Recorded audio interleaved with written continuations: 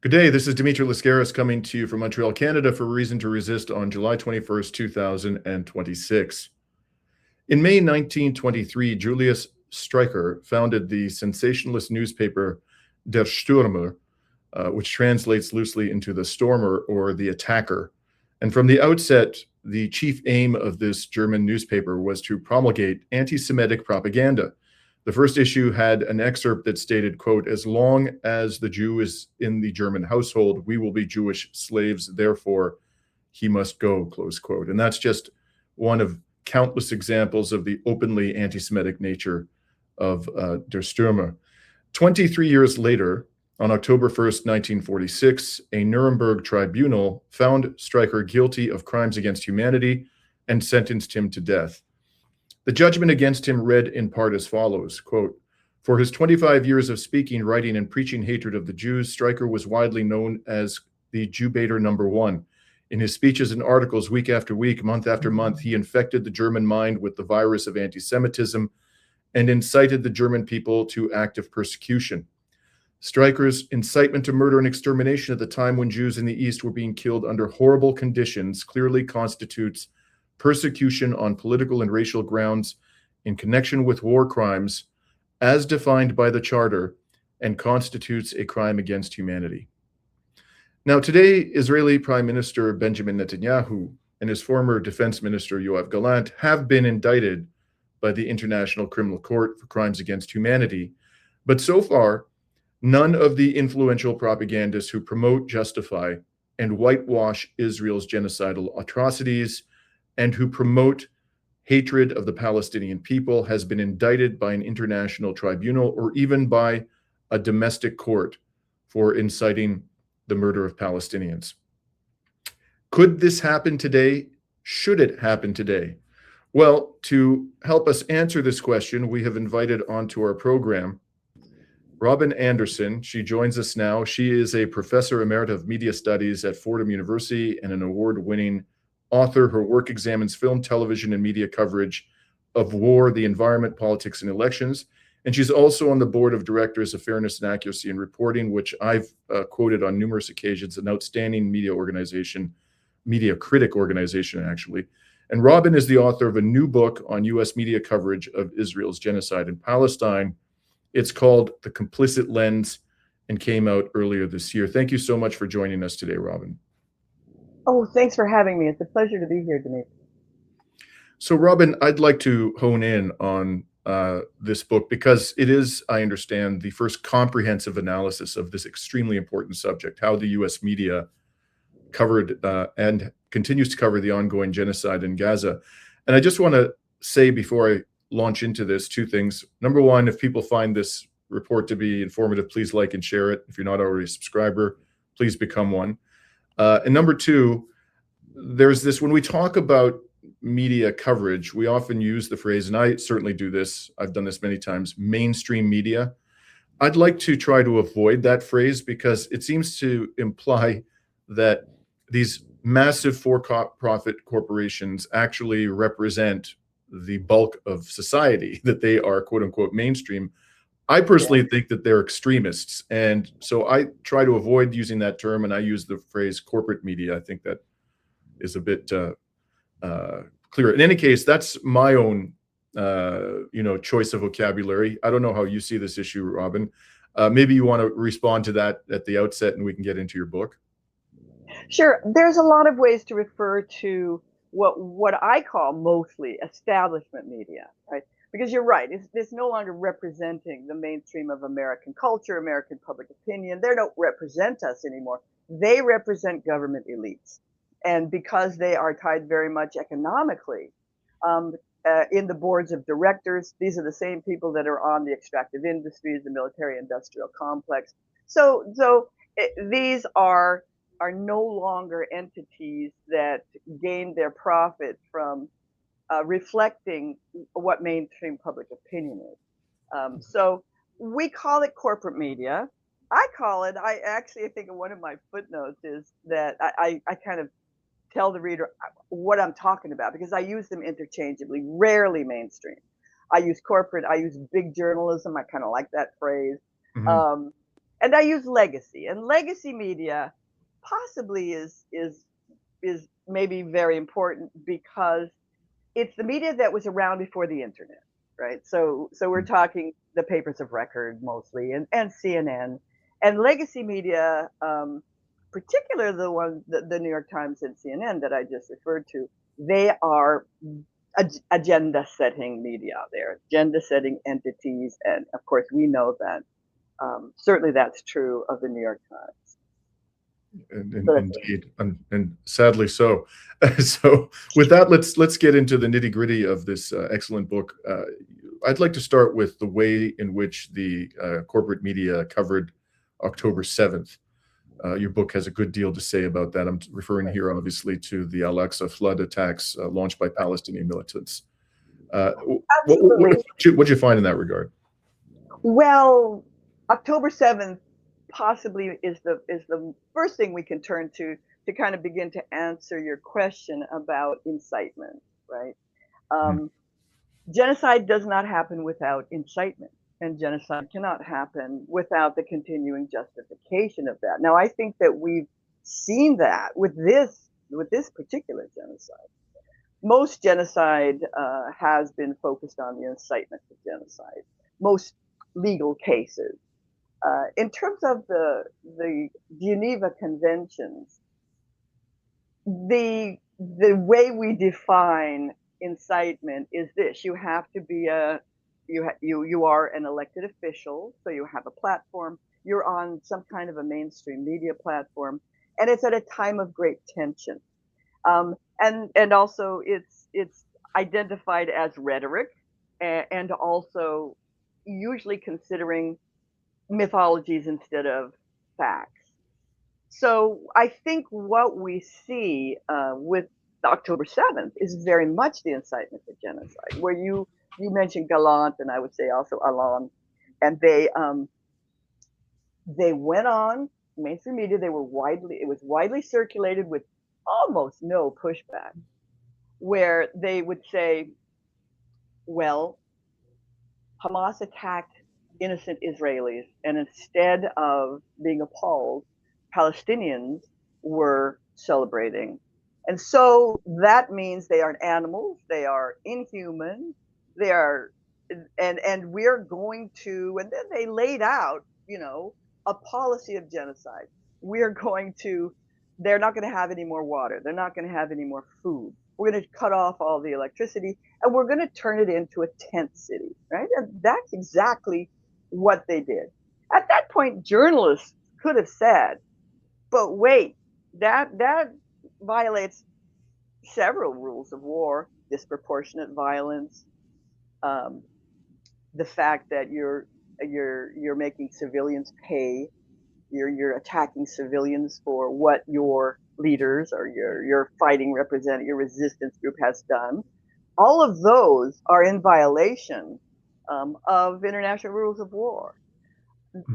So that's what happened. They did lay the groundwork. There's evidence to assert that the journalists knew that what they were doing was just plain wrong. For example, the New York Times in end of March, the New York Times journalists released the memos that they were being formulated in their editorial boards of what they could and could not say. We had that from CNN staff members by the end of January, mid-January 2024. This is 2024, not very far into it. And the CNN journalist says a little bit later, because a lot of this was being brought, they were leaking a lot of stuff that was happening at CNN. And he said on a phone call, many of us were disturbed that our anchors were repeating the things that the Israeli officials and military guys were saying that sounded a lot like incentive to genocide, and that comprise the first 7 or 8 pages of South Africa's suit brought against Israel in the International Court of Justice. So And a New York Times staff member said when so the New York Times, we can say, might have been even more explicit, and if you want to evaluate in terms of worse or better, possibly worse, in that they had banned a whole bunch of words that human rights organizations and the international community use to identify when a state is committing genocide or has committed a war crime. So you Mhm. couldn't say occupation. You couldn't say apartheid. You certainly couldn't say genocide. And when it came to massacres, you didn't want Hamas to take over your platform. So best not to use those kinds of emotional terms. That was from CNN.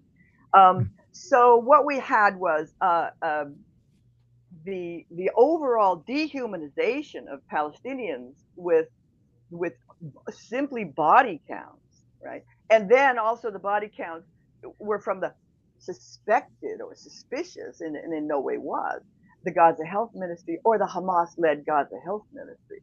So discounting on discounting.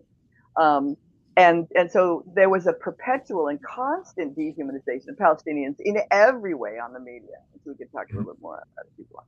So this is what I would say to those charges. That Right. that's incitement to genocide. And part of this incitement campaign included fantastical, gory allegations of atrocities committed by Palestinian militants, which either did not happen or to this day there remains inconclusive evidence as to whether any of it happened. And I'm thinking here particularly of the claims of mass rapes by Palestinians, something that the New York Times, a question into which the New York Times delved extensively. There was a claim of, as I recall, a pregnant Jewish woman, Israeli woman, having her fetus cut open. Another woman was alleged to have had her breast cut off. There were the beheaded babies. How did you find that the major media organizations in the United States dealt with those fantastical and really gory accusations? Right. Well, many of them simply carried the beheaded baby stories, which there was not one iota of evidence for, not a shred. Mhm. And within a month, the Israeli insurance service had listed all of the people killed on October 7th. There was exactly one infant, one person under 2 years old. So there was no rounding up, tying up babies and then burning them or beheading them, which is, of course, what Netanyahu told President Biden. So this didn't happen. It simply didn't happen. They weren't there. The same thing you mentioned, the baby torn from the fetus, excuse me, the fetus torn out of the mother's belly, and then the baby was stabbed, and then she was stabbed. This was told, this invention was told by a fellow named Yossi Landau, who was with Zaka, who was presented to the international journalism community as actually kind of a first responder, almost a legitimate. In fact, that the PR people say that, oh, they kind of thought that they were humanitarian workers, right? That they had been trained, for example, in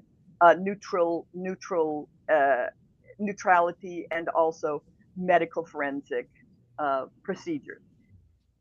Zaka was none of that. Zaka was a voluntary, very fanatical, if you will, organization that Israel had deemed were the ones they were going to send in to look at deaths of their official remit was, look at deaths of unexpected or unusual deaths, but they weren't supposed to really do that for Arabs. Mhm. Anyway, so Yossi Landau in front of the international jury, you could see him tell this story on tape, right on tape, online. And he pauses and he gets very emotional and he's like, he starts to almost tear up. So that's how good these people were at acting. Um, Mhm. he invented that story. Haaretz debunked that within a month and a half. And Haaretz had gone to uh, Kibbutz Berry, where she was supposed to, pregnant woman was supposed to have lived, and all the people at Kibbutz Berry said, no, we didn't have even a pregnant woman here. Um, so over and over again, the Times particularly would use Yossi Landau. So for the rape story, there's a big picture of Yossi Landau. The online story, there's Yossi Landau, and he's saying, "Oh, I didn't take any pictures when we were going through these horrors. I regret." So they used him to confirm the information, even though in that rape story, again, there is no forensic evidence, there is no visual evidence, there is no independent and verifiable testimony. There's no actual victim of rape testimony. Oh, supposedly Israeli, oh, these women were so traumatized they couldn't speak to anybody. And this is by December, right? Isn't that convenient? Um, so, 70 journalists, people around the world have called on the New York Times to correct this story. They never have. They've never admitted that this was a rank piece of trauma porn, which is what I call it in my book and how I write about it. Journalism professors, really enjoined the New York Times to do an investigation and correct this record. And they didn't. So atrocity propaganda, as Richard Saunders said, why did the media not talk about what Hamas did, but what Hamas didn't do?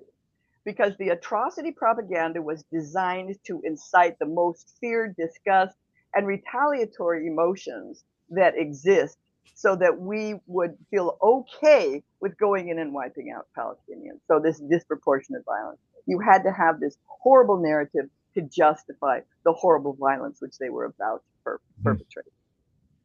I just want to add one footnote about that one infant who was killed. As I recall, Robin, that infant died of a bullet wound, not because somebody cut the infant's head off.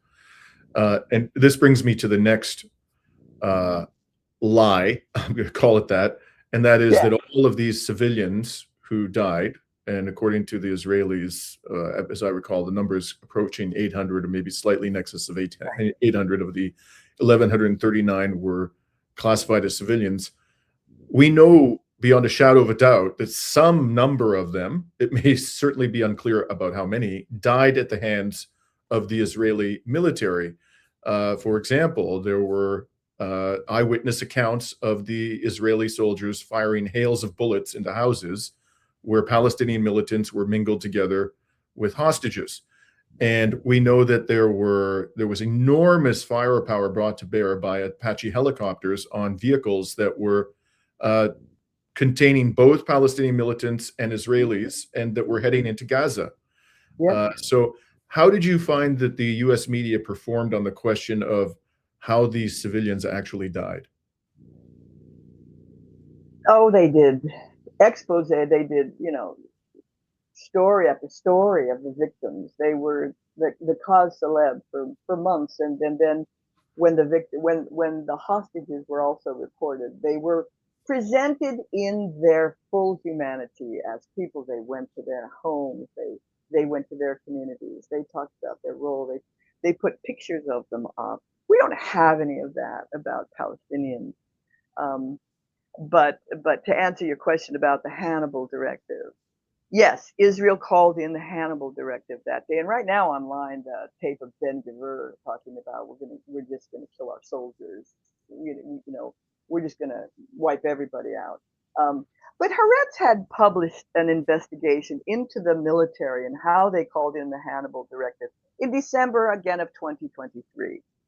So the Hannibal directive was, and the fact that they, right from the start, you had one of the generals actually saying right after October 7th, this looks like it was a mass Hannibal. And then Haaretz's investigation where they interviewed high top-level military officials right down to the people in the Apache helicopters that you're talking about. And they all confirmed, yes, we killed civilians. That was in Israeli media. Widely available, of course, to any of our establishment media, legacy media, to anybody who wanted to read. Today, still, the US establishment media has never corrected that record and told the truth about October 7th, told the American public what really happened on October 7th.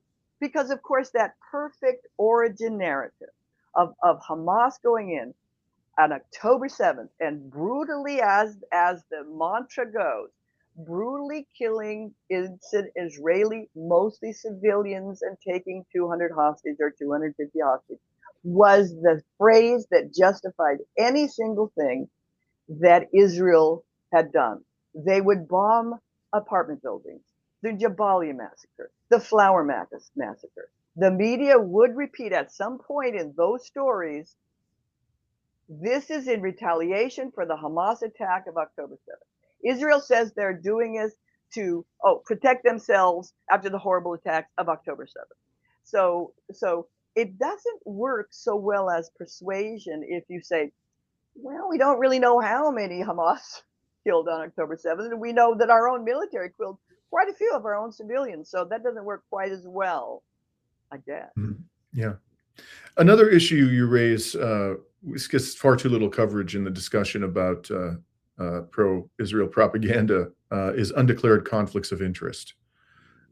Your book cites some particularly notorious examples of, for example, highly influential figures in the US media having a strong connection to the Israeli military and saying absolutely nothing about it. So could you talk to us about not just that type of undeclared conflict of interest, but any other undeclared conflicts of interest which you found in the course of your research? Well, one of the first content analysis was done by FAIR of the Sunday morning programs, and what they found, and in fact, it was a content analysis. I think it covered, a certain period of time right in the beginning of who was being invited onto the set to speak about this, and it was the same people that we saw throughout the war on terror, and then in Afghanistan, actually, and then in the Ukraine, in which I wrote about this for Project Censored. The airways are filled throughout the first half of the 20th century, really first quarter of the 20th century. The airways are filled with ex-military officials who now are invested in the military-industrial complex. They're heading up these weapons manufacturers, things like that. So the people who were invited were politicians, and there were exactly 3 Palestinians with with over 50 presentations and repeated visitors to these programs were ex politicians or ex-military people. So that's who was providing commentary, and they hand over their airways to basically people who are their whole worldview is about war. It's about belligerency. All they talk about is we need violent retaliation. We need war. We need to use our weapons. They actually sometimes say we need to use our weapons, right? So out of, in general, about news coverage, any news coverage of war, is that we don't have a position which talks about humanitarian principles or peace or alternatives to war, such as diplomacy. It is not in our establishment. I almost said mainstream there, Dimitri, but mainstream or establishment media. It is simply not part of their language. I point this out in my chapter about the student protests and the student encampments, particularly at Columbia, and what we know about what the students were doing when they were gathered together to mourn what was happening and to make sense of it to themselves. And they were in community, and I call it a beloved community. And some of our alternative and independent media were talking about this is about love. When they unfurled that banner saying Hind Hall, named after the 5-year-old girl who was brutally murdered in January 2024, they knew what was happening, and they were grieving her, and it was a banner of love, as one journalist wrote in The Intercept. And they didn't have language. They do not have language that protects civilians or even cautions that, gosh, war isn't really about victory or democracy. It's kind of really about death. And all of these weapons are really very deadly. They do not talk about that. They don't warn about the dangers to civilians and the slaughter of civilians. And they never really talked about that in the beginning. They never charged Israel with disproportionate violence or killing civilians. It was always Israel went in to get Hamas. oh, okay, so they killed 400 civilians just to get one commander of Hamas. That is against every rule of war. But the establishment media conveniently never spoke about the rules of war because it simply isn't in their lexicon. Mhm. In my experience, I have far too much experience in the corporate world, Robin, but in my experience in the corporate world, it's standard for large corporations, particularly in the media, to have internal codes of ethics. And declaring one's conflicts of interest is just a standard part of any sort of run-of-the-mill code of ethics, corporate code of ethics. These large media corporations in the United States, like New York Times, CNN, and so forth, do they not have codes of ethics requiring the disclosure of conflicts of interest, or do they simply ignore them and never enforce them when it suits their political purposes? Well, I did come across one public editor at the Times who reviewed the fact that David Brooks, let's just talk about the Jerusalem Bureau for a minute, the New York Times Jerusalem Bureau. That bureau, what we've identified is geostructural conflict of interest. That bureau in Jerusalem, in a fancy Jerusalem neighborhood, is built on top of a house that a Palestinian journalist who used to work for the BBC had to flee during the Nakba with his family in a taxi. And they left that place because they felt under attack. And indeed, they had marauding gangs at that point. They were terrorists. You had marauding gangs at that point terrorizing Arabs. They killed 15,000, they displaced 750,000 during the Nakba. And those people left. That is where the Jerusalem Bureau is. It's atop this house.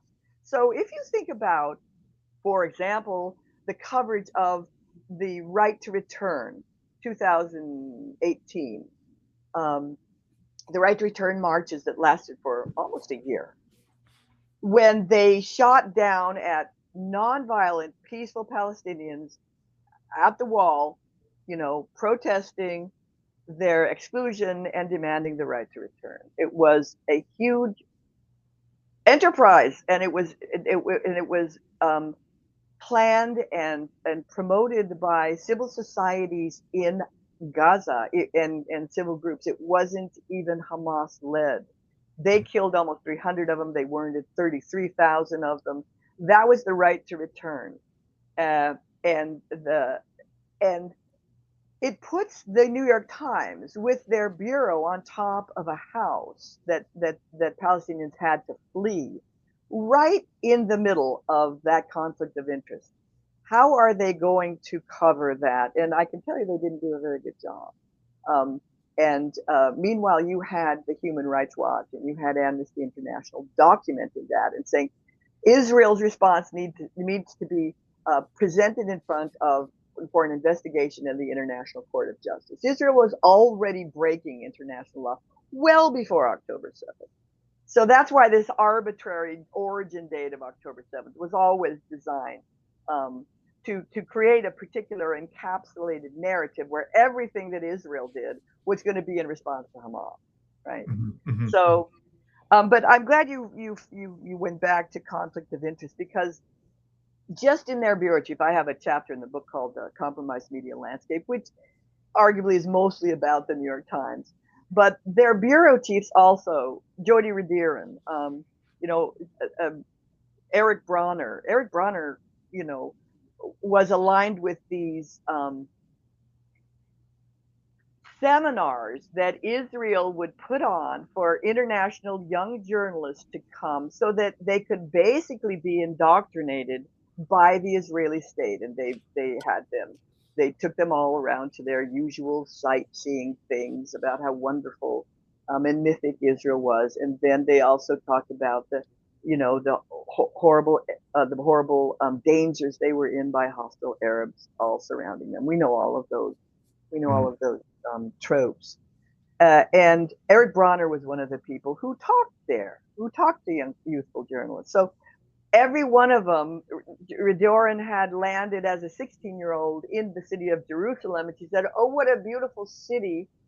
I love this city, and I wanted to know so much about it and all its history.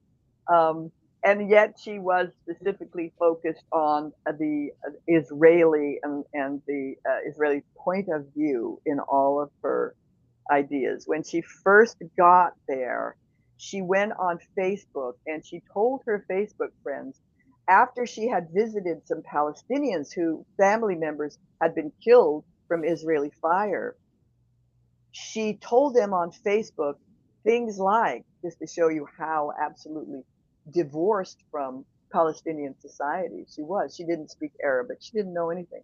But she'd come back and she said, you know, even though Israel had fewer casualties, it's almost like they were more traumatized than Palestinians. Palestinians have this culture of martyrdom, and they were kind of, I was surprised, she said, and boy, was I surprised when I read this. I was surprised, she said, that they were kind of ho-hum about the loss of their family members. So this smacks back to any kind of dehumanization where these people are not, they don't have the same values we do. They aren't as sensitive as we are. And that's the attitude of the bureau chief in Jerusalem for the New York Times. Now, these people, some of whom you've mentioned, these more influential figures in the U.S. media, I'll name a few who are particularly aggressive in promoting Israel. Dana Bash at CNN, Wolf Blitzer, Sean Hannity over at Fox. Of course, there's Barry Weiss, who's assumed an incredibly powerful role in the U.S. media landscape. It's bad enough that they are promoting genocidal propaganda, but they are paid fabulous sums of money to do the things that they do. Can you give us a sense of the kinds of incomes these people are making? I don't think people really understand how obscenely they are paid. People like the ones I just mentioned. Well, I mean, I'm sure Barry Weiss, she was given $150 million for that horrible free press page that nobody was subscribed to, and right there it was a big giveaway to her.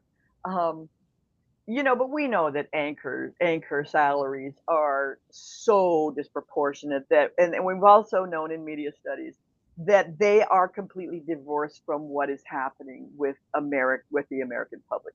They are removed from the struggles, the economic struggles of the working class in this country. We know that, and we also know that they are in a propaganda bubble. They see what they're going to.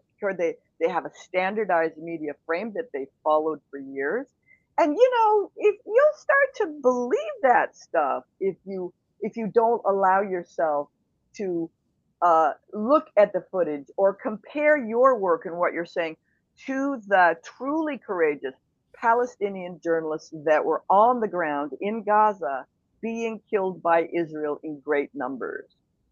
The New York Times wasn't, the anchors and their people, they would occasionally go in and embed with the Israeli military, rarely telling and actually never telling their audiences, virtually never, that their script was going through Israeli censors, and that's the only conditions upon which they could embed with the Israeli military after they went into a Shifa hospital and things like that. But if you think about the ways in which they completely ignored Palestinian journalists and their deaths, it shows you just a kind of a vast gap, a huge schism between journalists who are members of this elite class and journalists who are on the ground struggling with the civilians who are being bombed by that elite class. And many people have asked me, what was with U.S. journalists? How they ignored the slaughter of Palestinian journalists in Gaza? How they never talked about them? And we also know that these newsrooms are mostly packed with people of a certain class, but also disproportionately white. And I think these kinds of prejudices are built into newsrooms, these structures of economic inequality. and racial disparity. They're built into newsroom, and we've known that for a long time. And it really manifested itself when Israel went into Gaza, because Israel had been in the United States with their lobbying group, closing down Palestinian voices for decades already in the public sphere and in civil society, and they'd been very successful. Right now, Israel is having a massive crisis because they understand that they finally have completely lost the narrative. They're basically dead in the water. They put $750 million in March into a new propaganda campaign, in which they start now calling, you'll notice, instead of ethnic cleansing or voluntary migration, which the media repeated, a freedom of movement for the Palestinians in Lebanon and in Gaza. They are allowing them freedom of movement. So that's how they're going to get rid of them now. So that doesn't work either. And what I like about the way you talk about in your journalism, you identify what Israel is and what they do, and you identified and you use the language that should be being used now in Israel. And Israel for Israelis and for the military. And we know full well that they are genocidal brutes. They're engaged in sexual torture as revenge and some kind of sick psychology. We know all that now. And yet, and also they can no longer be hide behind the discourse of what they use early on to discredit any Palestinian who came on the air or wanted to write an article. That do you support the state of Israel? Do you think Israel has a right to exist? And dismantling that proposition, that myth, was started by Francesca Albanese. And Francesca Albanese said, she had this wonderful, eloquent, long answer, but ultimately she said, no state has a right to exist. People have a right to exist. Then Mehdi Hassan said, what? You're going to say Israel has a right to exist. Where are its borders? It's never claimed borders. So what do you mean by it has a right to exist? It hasn't ever defined itself. It's now Greater Israel. They're going to Lebanon, Syria, taking the Golan site. They're doing all of this stuff. This entity, this is a settler colonial entity. They don't even, this an ethno state. They don't really even represent. They say this is for Jews. This state is for Jews. They haven't talked to all the diasporic community of Jews around the globe. Do they think that they want Israel to be existing in their names? I think the vast majority of them at this point, I think the answer, and certainly it is clearly now in New York City, the answer to that is no. Mm-hmm. Certainly outside of Israel, the Jewish community is increasingly appalled by this so-called Jewish state. In any case, I'll close it out returning to the question I posed at the outset. My own view, especially it's even stronger now having heard you describe what you found in the course of your research and, in the writing of this book. These propagandists for Israel, especially in the West, are a key cog in the genocidal war machine, because there has to be a certain degree of, if not support, public support for these policies, at least acquiescence in these policies. Without that, without broad-based support or acquiescence in Western government pro-Israel policies, Israel would never get away with these crimes. End of story. That's right.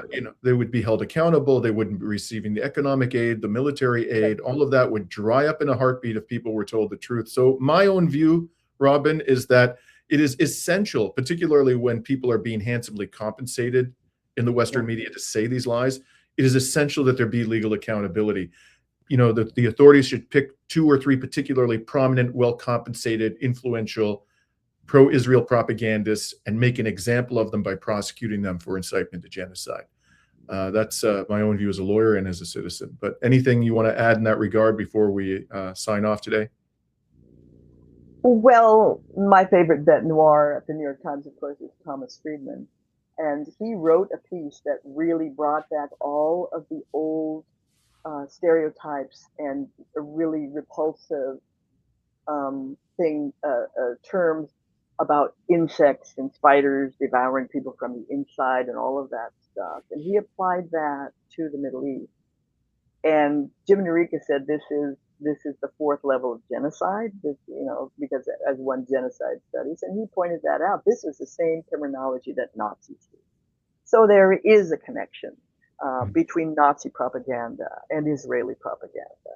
And of course, Thomas Friedman was the bureau chief and he presided over the purchase of the bureau at the time. There was one fellow in the Wall Street Journal right after October 7th whose headline sounded to me a lot like Incitement, where the lead, or the subtitle said, Israel has the right to eliminate something like that sick culture that resides next to them.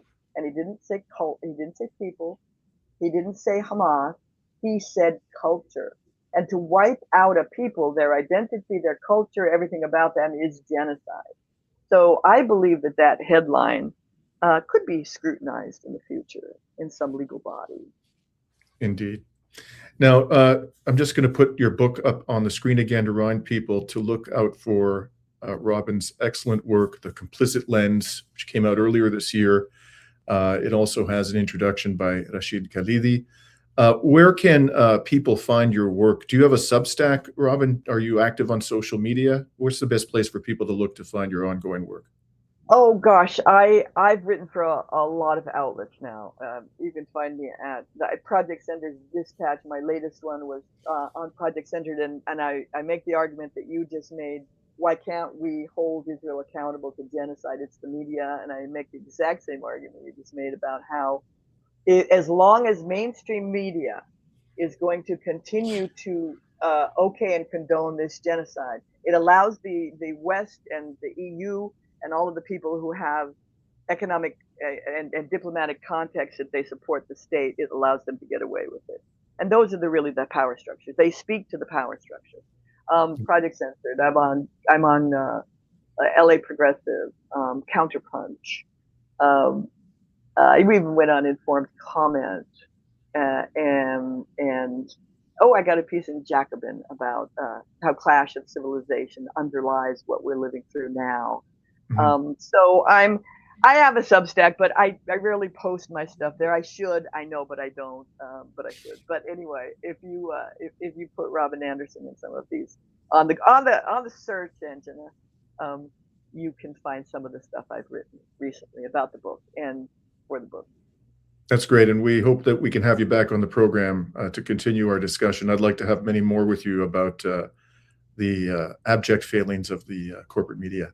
So with that, we'll be signing off today. Yeah, great. And so thank you very much. We're signing off. Where are you today, by the way? What part of the world are you in? Oh, I'm in New York. You're in New York. Signing off from New York and Montreal on July 21st, 2026.